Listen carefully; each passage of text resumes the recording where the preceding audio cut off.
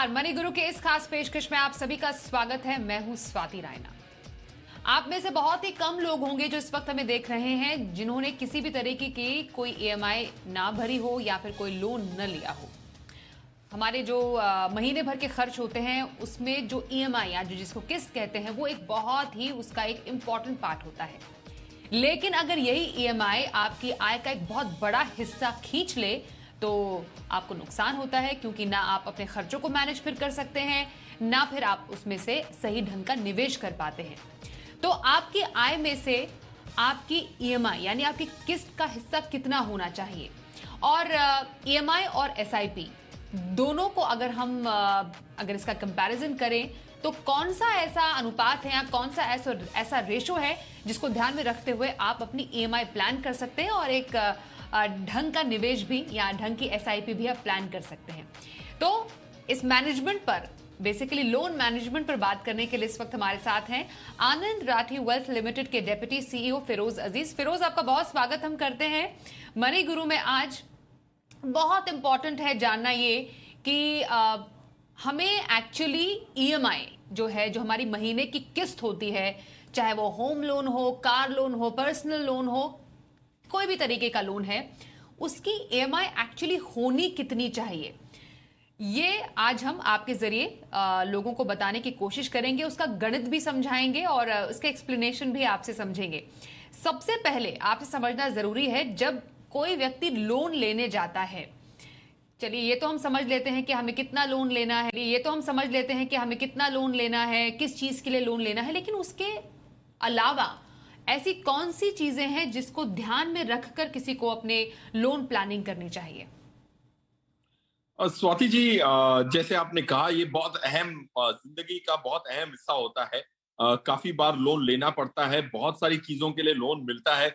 आज के करंट वातावरण में जहाँ एनबीएफसी की इतनी कंपटीशन हो रखी है, वो सब लोग एक दूसरे पे गिर पड़ते हैं कि हमें लोन देना है।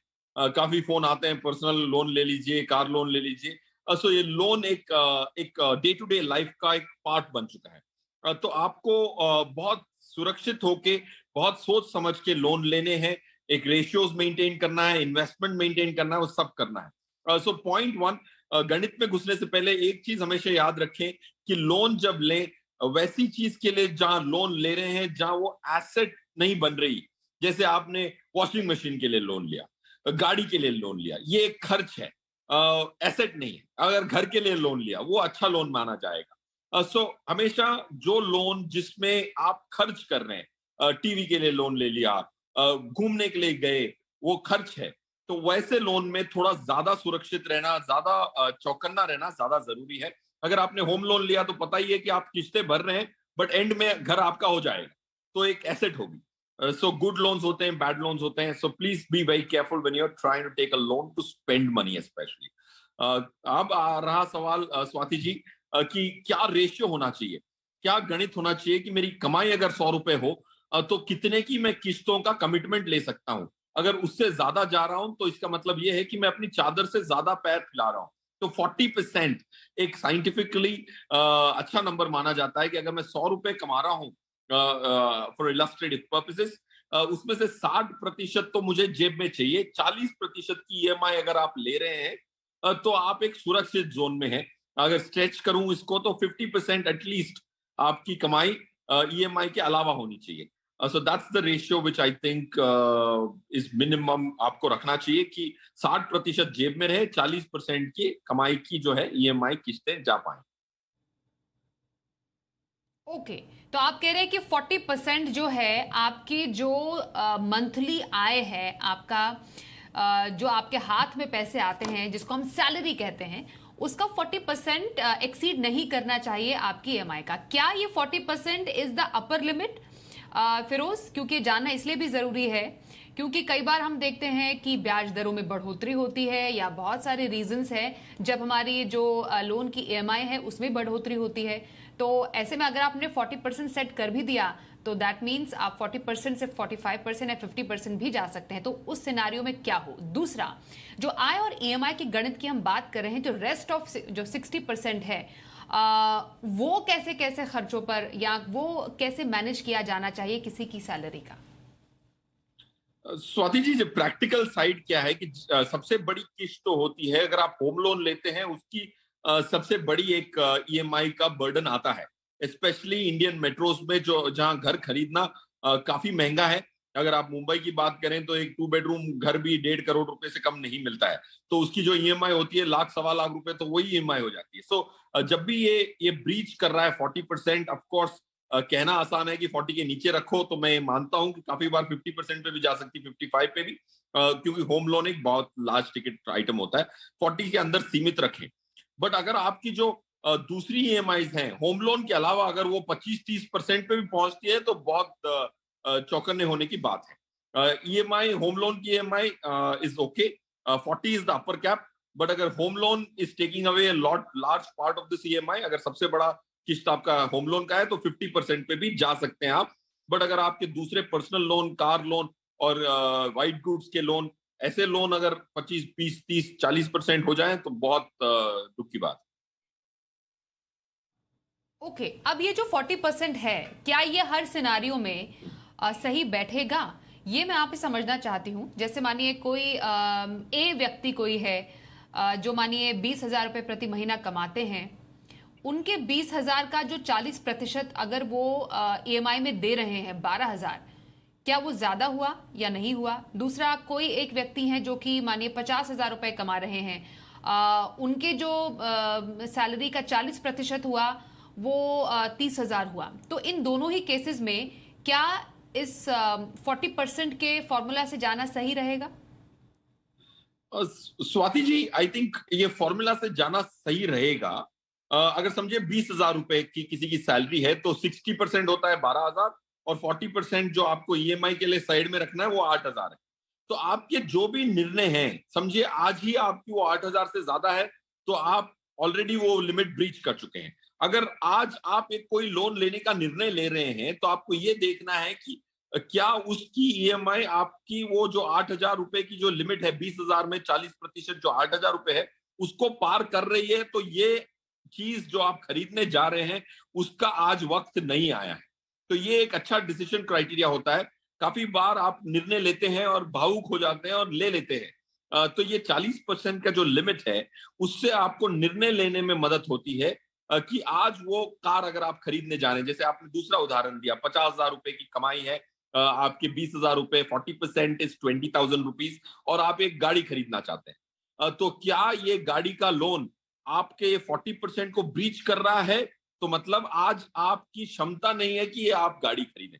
आपको या तो फिर सस्ती वाली घड़ी खरीदनी पड़ेगी या फिर थोड़े दिन और रुकना पड़ेगा ताकि आपकी आय 6, 60,000, 70,000 हो जाए। So this becomes a very good decision criteria Swati ji, ये निर्णय लेने के लिए कि क्या आपकी करंट क्षमता है ये खर्च करने की या नहीं। हम्म, बिल्कुल। और जो लोन की ब्याज दरें होती है, अलग अलग लोन अलग अलग ब्याज दरों पर उपलब्ध होते हैं। अलग अलग बैंक जो होते हैं वो अपने ग्राहकों को अलग अलग तरीके के ब्याज दरों पर लोन देते हैं। तो लोन लेने से पहले उसकी ब्याज दरों को सही तरीके से समझना कितना जरूरी है, वो हमारे जो बाकी इन्वेस्टमेंट के जो एवेन्यूज हैं, वो जो ऑप्शंस हैं, उनको कैसे प्रभावित करता है? स्वाति जी, ब्याज दरें बहुत बहुत महत्वपूर्ण होती हैं। इंडिया की जो ब्याज दरें हैं ग्लोब से काफी काफी ज्यादा है। आप अगर लंदन में बैठ के लोन ले रहे हैं तो 2.5, 3, 4% में आपको लोन मिल जाएगा। या वही लोन आपको 8 भी हो सकता है, 12 भी हो सकता है। अगर पर्सनल लोन लेते हैं तो 16 भी हो सकता है। क्रेडिट कार्ड के माध्यम से लोन लेते हैं तो 32% भी हो सकता है। तो ये जो लोन की जो ब्याज दरों की मात्रा है वो इतनी वास्ट है कि अगर आप ज्यादा चौकन्ने नहीं होंगे तो आप बहुत मात खा सकते हैं और एक डेट ट्रैप में फंस सकते हैं। एक विशियस साइकिल, एक चक्रव्यूह बन सकता है, उसमें से निकलना मुश्किल हो सकता है। तो ब्याज दरें क्या इंपॉर्टेंट है स्वाति जी? बहुत ज्यादा इंपॉर्टेंट है, पॉइंट 1। पॉइंट 2, आपको ये देखना है कि आपके जो भी लोन्स हैं उसकी ब्याज दरें क्या हैं। हर लोन की जो ब्याज दरें हैं वो उसकी जानकारी रखना बहुत इंपॉर्टेंट है। एक एक्सेल शीट में उसको डिसेंडिंग ऑर्डर में अरेंज करें कि 12% वाला लोन ऊपर रखें, तो आपको पता है कि अगर पैसे आए तो कौन सा लोन आपको पहले चुकाना है। और वो जो महंगे लोन हैं 10% वाले, 12% वाले, 14% वाले, उसको पहले आपको अपने जिंदगी से हटाना है। अगर होम लोन है वो 7.5-8% पे भी मिलता है, उसकी इतनी चिंता नहीं है। अगर आपके पास फिनेंशियल इंस्ट्रूमेंट्स हैं जैसे म्यूचुअल फंड है, म्यूचुअल फंड के अगेंस्ट लोन मिलता है वो काफी सस्ता होता है, 8-9% पे भी म्यूचुअल फंड के अगेंस्ट लोन हो जाता है। लोग पर्सनल लोन ले रहे होते हैं और उनके म्यूचुअल फंड यूनिट्स पे लोन नहीं लिए होते हैं, तो उससे काफी मैनेजमेंट करना जरूरी है। तो लोन इंटरेस्ट मैनेज करें। मैनेजमेंट करने का पहला स्टेप, उसको मेजर करें, उसको लिखें। सेकंड, आप ये देखें कि उसको घटाया कैसे जा सकता है, क्या क्या आपके पास दूसरी कोलैटरल है जिसको दे के इसको आप गिरवी रख के, म्यूचुअल फंड की यूनिट्स को गिरवी रखते ही आपके ब्याज दरें गिर जाती हैं। वो सेकंड चीज है। तीसरा, आपको ये देखना है कि जो क्रेडिट कार्ड के लोन्स हैं स्पेशली, उस पे आप कभी भी आउटस्टैंडिंग ना रखें। भले ही पर्सनल लोन लेके भी अपनी क्रेडिट कार्ड ड्यूज को आप चुकाएं, क्योंकि क्रेडिट कार्ड की जो इंटरेस्ट होती हैं वो ऑब्सीन होती हैं। वही सबसे बड़ा कारण है एक एक आदमी को डेट ट्रैप में घुसने का। ओके। अब बहुत ही दिलचस्प कुछ कैलकुलेशंस के जरिए हम आपसे समझेंगे फिरोज, कि जो एसआईपी टू ईएमआई का अब रेशो है। हमने आय से ईएमआई के अनुपात की यहाँ पर बात की कि आपकी आय में ईएमआई का जो रेशो है अनुपात कितना होना चाहिए। अब हम जरा आपसे समझने की कोशिश करेंगे जो ईएमआई टू एसआईपी रेशो है, या आपके आय में कितनी ईएमआई होनी चाहिए, या कितनी एसआईपी आप करें, कितना निवेश करें, या अगर आप एक ही अमाउंट की ईएमआई भी कर रहे हैं, एसआईपी कर रहे हैं, तो उसका एक सही जो संतुलन है वो होना क्या चाहिए। 6 कुछ केसेस हैं जो आप शायद हमें अब बताएंगे, जिसके जरिए हम समझ पाए एक perfect ratio EMI to SIP का क्या हो। ये स्वाति जी, पहले एक उदाहरण लेते हैं। देखिए, ये इंपॉर्टेंट इसीलिए है क्योंकि जब भी आप अगर लोन लेते हैं, इसका मतलब ये है कि आपने सही वक्त पे सेविंग्स शुरू नहीं की थी। ये वरना आपके लिए, आपके पास कार के लिए आज ही पैसे होते, डाउन पेमेंट नहीं करनी पड़ती, पूरी आप खुद के खर्च से ले सकते थे। लोन लेने का यही मतलब है कि आपने अपनी सेविंग्स को बहुत सही समय पे शुरू नहीं किया था। तो जब उठे तब हुआ सवेरा। अगर आज आप लोन ले रहे हैं तो सेविंग्स भी साथ में शुरू करें, ताकि जब ये लोन खत्म हो और आपको वापस खर्च करना पड़े तो ऑलरेडी सेविंग्स में इतने पैसे हो कि वो लोन को बीट कर पाए। सो 1:1 का अगर आप रेशियो कर सकते हैं, अगर आपने ईएमआई रखी, आपने 10 लाख का लोन लिया और ब्याज दरें आई हैं, 5 साल के आपने लोन लिया है, ब्याज दरें 6% हो, तो आपको टोटल 1,60,000 का ब्याज देना पड़ेगा 5 सालों में किस्तों के माध्यम से। Your total interest will be 1.6 lakh for the 10 lakh loan which you have taken. आप अगर अपनी इन्वेस्टमेंट्स को 12% पे ग्रो कर सकें, जो होती है इक्विटीज में, तो आपको अगर 20,000 रुपए की जो ईएमआई लग रही है, उतनी की उतनी अगर आप इक्विटी में एसआईपी भी चालू कर लें, 20,000 जाएंगे ईएमआई में और 20,000 जाएंगे एसआईपी में, तो एंड में आपका लोन तो चुक गया होगा और उसके साथ 16,33,000 रुपए आपके साइड में इकट्ठे हो चुके होंगे। और आपके लोन से ज्यादा, जो आपने 10 लाख का लोन लिया था, 1,60,000 का ब्याज दिया था, उससे ज्यादा आपके पास इकट्ठे हो जाएंगे, 16 लाख रुपए इकट्ठे हो जाएंगे। तो ईएमआई के साथ, 20,000 की ईएमआई के साथ आपको मैं ये प्रोत्साहन कर दे रहा हूं कि आप 20,000 की एसआईपी भी चाहें साथ में, ताकि एंड में 16 लाख रुपए और लोन भी चुकता हो चुका हो और 16 लाख रुपए बचे हुए हो। That's example 1 Swati ji. अगर ब्याज दरें बढ़ी जाएं, 10% हो जाए, तो आपको टोटल 2,88,000 का इंटरेस्ट लगेगा। स्वाति जी, जैसे देखें आप, पहले एग्जाम्पल में 6% के ब्याज पे 1,60,000 का ब्याज है टोटल। 10% के ब्याज में अब टोटल ब्याज की अमाउंट हो गई 2,88,000, 1,60,000 से बढ़ के। देखने जाओ तो ब्याज दरें 4% से बढ़ाई, बट ब्याज रुपीज में जो है 1,20,000, 28,000 से बढ़ गया। तो आपको 22,000 की ईएमआई आएगी। 22,000 की ईएमआई के साथ 22,000 की एसआईपी भी चालू करने की पूरी कोशिश करें। अगर वो आप करेंगे तो एंड में 18 लाख रुपए आपके साइड में होंगे, इन्वेस्टमेंट्स में होंगे, apart from having repaid the loan. अगर ब्याज दरें बढ़ाई जाएं और भी, और 14% पे लिया जाए, तो आपको 24,000 की ईएमआई देनी पड़ेगी। उतने की उतनी अगर आप एसआईपी कर लें तो एंड में 19,60,000 रुपए आपके एसआईपी के माध्यम से इन्वेस्टमेंट्स में इकट्ठे हो चुके होंगे और आप लोन मुक्त भी हो चुके होंगे। ये है 1:1 रेशियो का 3 उदाहरण स्वाति। तो आपके ईएमआई और एसआईपी यानी निवेश का जो अनुपात है, रेशो कितना होना चाहिए? कुछ देर पहले हमने फिरोज अजीज, जो सीईओ है आनंद राठी वेल्थ लिमिटेड से हमारे साथ जुड़े हुए, उनसे चर्चा की कि जितनी ईएमआई और उतनी ही अगर एसआईपी करेंगे तो क्या गणित निकल कर आता है। अब ईएमआई बढ़ी पर एसआईपी घटी और डेफिनेटली अलग अलग जो ब्याज के जो लोन है, अलग अलग दरों के जो लोन है, उसका भी इम्पैक्ट पड़ेगा। लेकिन जो आपका रेट ऑफ इन्वेस्टमेंट है, माने 12% अगर हम अनुमान के हिसाब से चले भी, तो इन 3 सिनारियों में अब किस तरीके का गणित बैठता है फिरोज? देखिए, अगर आपके पास उतने पैसे नहीं हैं, ईएमआई भी दें और उतने की एसआईपी करें, तो अगर समझो कि आपने 3/4 की आपने एसआईपी की, फॉर एग्जाम्पल 10 लाख का लोन लिया, 6% का ब्याज, 5 साल की टाइम फ्रेम, तो 1,60,000 रुपए ब्याज देने वाले हैं आप किस्तों में 5 सालों में। अगर आपने 20,000 रुपए की जो ईएमआई आती है इसकी, उसके साथ 15,000 की एसआईपी की, तो ये जो अमाउंट आपकी इकट्ठी होगी 12 लाख रुपए 25,000, 12,25,000 की अमाउंट इकट्ठी होगी इन्वेस्टमेंट्स में। अगर आप 3/4, 20,000 का 3/4 होता है 15,000, उतने की एसआईपी करेंगे तो ऑलमोस्ट आपके पास 12,25,000 रुपए इन्वेस्टमेंट्स में होंगे। अगर आपका ब्याज 10% है, तो आपकी ईएमआई होती है 22,000 रुपए की, वही टाइम्स जो है 5 साल है, तो 22,000 की 3/4 अमाउंट होती है 16,500। अगर आप 16,500 की एसआईपी करते हैं 5 साल तक, तो आपके पास 13,47,000 इकट्ठे होते हैं इन्वेस्टमेंट्स में, जो कि आपकी लोन अमाउंट की जो चुकती की है आपने उससे ज्यादा हो जाते हैं। और लास्ट सिनारियो, जहां आपकी ब्याज दरें 14% की हो और आपकी किस्त जो है ईएमआई की 24,000 की है, उसका 3/4 होता है 18,000। 18,000 की अगर आप एसआईपी करते हैं तो 14,70,000 रुपए आपके इकट्ठे हो सकते हैं इन्वेस्टमेंट्स में। काफी बार ऐसा होता है, ये 3 एग्जांपल्स में हमने देखा है कि जितना भी आपने लोन को अमाउंट पे किया, अगर 3/4 जितना आप अगर एसआईपी कर दें, तो जो भी पे किया है उतना आप रिकवर करके इकट्ठा कर चुके होंगे इन्वेस्टमेंट्स में और आगे लोन लेने की जरूरत नहीं पड़ेगी। बट काफी बार प्रैक्टिकल साइड ये है कि ये दोनों साथ में करना मुनासिब नहीं होता। तो काफी बार अगर आप एक कार खरीदना चाहते हैं, उसको अगर डिले करके जो ईएमआई के पैसे हैं उसको अगर आप इन्वेस्टमेंट्स में डालते हैं, अगर दो में से एक ही चीज कर सकते हैं तो इन्वेस्टमेंट पहले कीजिए, ना कि ईएमआई का बोझ लीजिए। तो बेसिकली जितना चुकाया अगर उससे ज्यादा कमाया तो आप है विन विन सिचुएशन में। ये समझना और जानना आपके लिए बेहद जरूरी है। क्या इन सिचुएशंस में कोई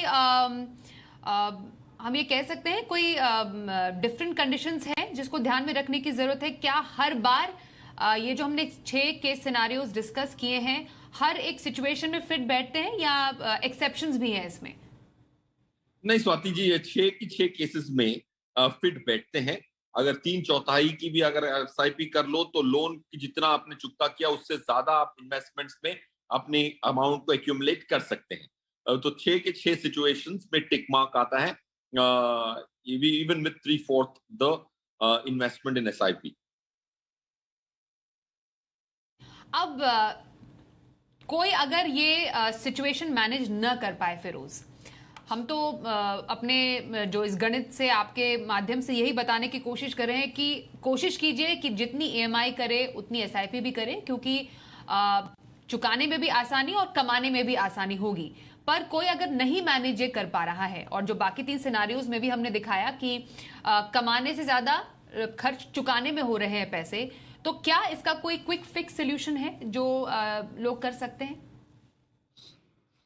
स्वाति जी देखिए, हर डिसीजन लोन का अलग किस्म का होता है, so one size fits all नहीं होता है।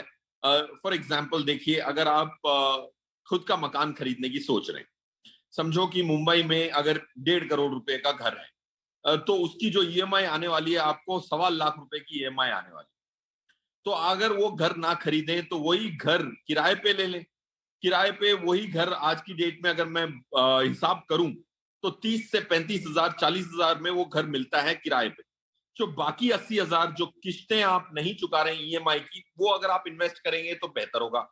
और अगले 5 साल अगर आप किराए के घर में भी रहते हैं, 35,000 का किराया भी देते हैं, बट जो 80,000 रुपए जो ईएमआई में नहीं जा रहे उसको अगर आप इन्वेस्ट करेंगे तो आप घर खरीद पाएंगे, क्योंकि रियल एस्टेट की जो बढ़त है रेसिडेंशियल प्रॉपर्टी में वो इतनी नहीं हो रही है। लास्ट 10 साल से 4 या 5% से ज्यादा रिटर्न नहीं आया है Indian metro real estate. Coming to other loans, जैसे आपने घर खरीदने के लिए लोन तो बात कर ली, बट कार लोन हो गया, पर्सनल लोन हो गया, उसको डिले करना is a very very important thing. अगर आप दोनों नहीं कर पा रहे, फॉर एग्जाम्पल अगर मुझे ग्लोबल टूर पे जाना और 3-4 लाख, पैंडेमिक में 2-2.5 साल में कहीं घूम नहीं पाया हूं, तो बड़ा मन करता है कि 5 लाख का लोन लूं और यूरोप घूम आऊं। तो आपको ये देखना है कि उसकी जो किस्तें हैं वो क्या आज आप अफोर्ड कर पा रहे हैं या नहीं कर पा रहे। ईएमआई कर पा रहे हैं तो एसआईपी नहीं कर पा रहे, तो आपको ये लोन का जो टूर का जो आइडिया है उसको अगले 3 साल डेफर करना चाहिए। तो जो भी आप डिस्क्रिशनरी स्पेंडिंग कहते हैं इसको, जो आप उसके बगैर जिंदगी काट सकते हैं, वो जरूर आपको डिले करना चाहिए। That's what I would suggest.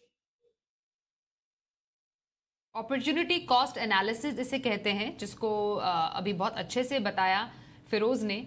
Basically कई बार हमारे अंदर या हमारे आसपास ये बहस होती है, रेंट पर रहें या ईएमआई दें। तो जैसा फिरोज ने बताया कि अगर उस टाइम पे नहीं इतना अफोर्ड कर पा रहे हैं तो वही घर आप रेंट पे ले सकते हैं, और जो अमाउंट आप चाह रहे थे कि वो खरीदने में खर्च करें वो निवेश कर दीजिए। और उसके तमाम एनालिसिस और उसके कैलकुलेशंस तो हमने दिखाए ही हैं आपको कि क्या फ़ायदा हो सकता है अगर आप उसी पैसे को निवेश करें, तो कितनी रकम आप अपने लिए इकट्ठा कर पाएंगे। बहुत धन्यवाद करेंगे आपका फिरोज, आप हमारे साथ आज मनी गुरु में शामिल हुए। तो आज के इस एपिसोड में बस इतना ही, रुकते हैं एक ब्रेक के लिए। देखते रहिए जी बिजनेस।